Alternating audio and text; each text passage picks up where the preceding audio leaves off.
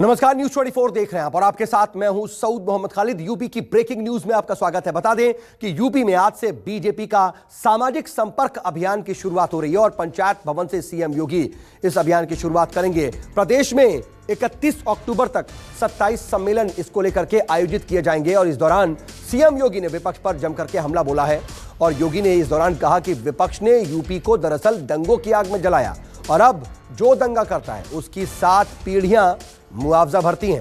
UP में दरअसल पिछले 4.5 सालों ने एक भी दंगा नहीं हुआ, ये बात सीएम योगी ने कही। और अशोक तिवारी मेरे साथ, मेरे सहयोगी इस खबर पर लाइव जुड़ रहे हैं। अशोक, एक तरफ तो ये नया इस सम्मेलन के तहत तमाम वोट बैंक को साधने की कोशिश, तो सीधा विपक्ष पर हमला भी।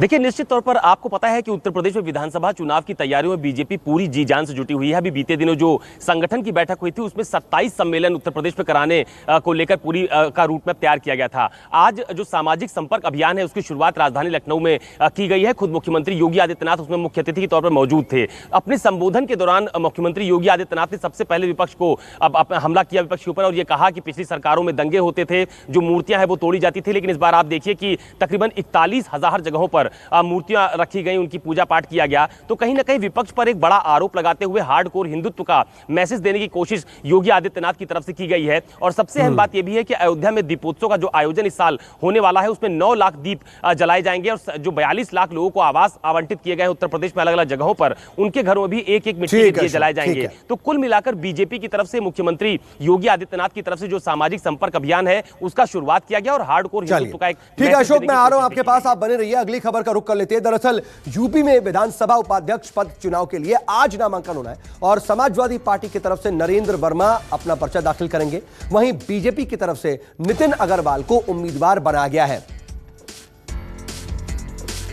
विधानसभा उपाध्यक्ष पद के लिए, उसके चुनाव के लिए आज नामांकन होना है। अशोक तिवारी लगातार मेरे साथ बने हुए हैं। अशोक, अगर इस नामांकन को देखें, इसमें इस तरीके से कहीं ना कहीं राजनीतिक साख की भी लड़ाई होगी।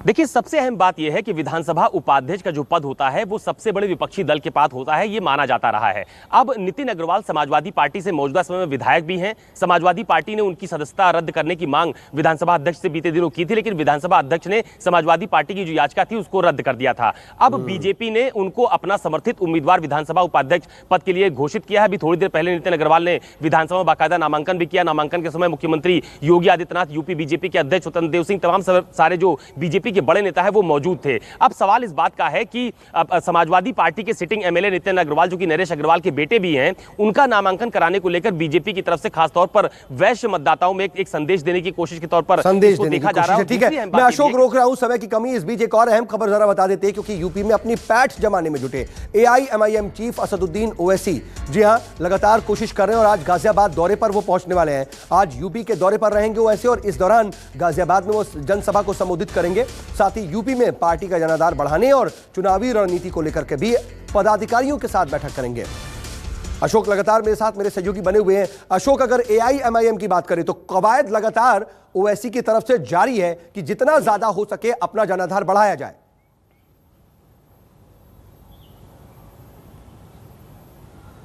देखिए, इसका एक दूसरा पहलू भी है। पश्चिमी उत्तर प्रदेश में जाट और मुस्लिम का जो समीकरण है वो जिस भी दल के साथ जाता है उसको ज्यादा सीटें वहां पर हासिल होती रही हैं। बीते समीकरणों पे आप देखिए तो राष्ट्रीय लोकदल की बात हो या समाजवादी पार्टी लोकदल के गठबंधन की बात हो, उनका जनाधार वहां पर बीते चुनाव में बढ़ता हुआ देखा गया है कि ये जाट और मुस्लिम का समीकरण जिसके साथ जाता है उसको ज्यादा सीटें हासिल होती हैं। अब खासतौर पर पश्चिमी उत्तर प्रदेश के खासतौर पर वो इलाके जो मुस्लिम बाहुल्य माने जाते हैं, चाहे गाजियाबाद की वो जगह जहां पर ओवैसी आज जनसभा करने वाले हैं, या फिर आने वाले दिनों में मेरठ, सहारनपुर, मुजफ्फरनगर, ऐसे तमाम सारे जनपद हैं जहां पर उनकी रैलियां और जनसभाएं प्रस्तावित हैं। तो कोशिश ओवैसी की तरफ से यही की जा रही है कि खासतौर पर उत्तर प्रदेश के वो मुस्लिम बाहुल्य इलाके जहां पर वो जाकर मुस्लिम ध्रुवीकरण का एक संदेश दे पाएं और मुस्लिमों को अपने पक्ष में लामबंद कर पाएं ताकि उनकी स्थिति और बेहतर हो पाए। इसी दिशा में फिलहाल पश्चिमी उत्तर प्रदेश का ये पूरा दौरा असदुद्दीन ओवैसी का देखा जा रहा है। खासतौर पर पश्चिमी उत्तर प्रदेश पर नजर भी है और इस कवायद में लगातार ओवैसी अपनी जनसभाएं भी कर रहे हैं, कोशिश कर रहे हैं। बहुत शुक्रिया अशोक, तमाम जानकारी के लिए। नजर बनाए रखिएगा, आगे भी आपसे अपडेट के लिए जुड़ेंगे। एक बहुत छोटा सा ब्रेक है,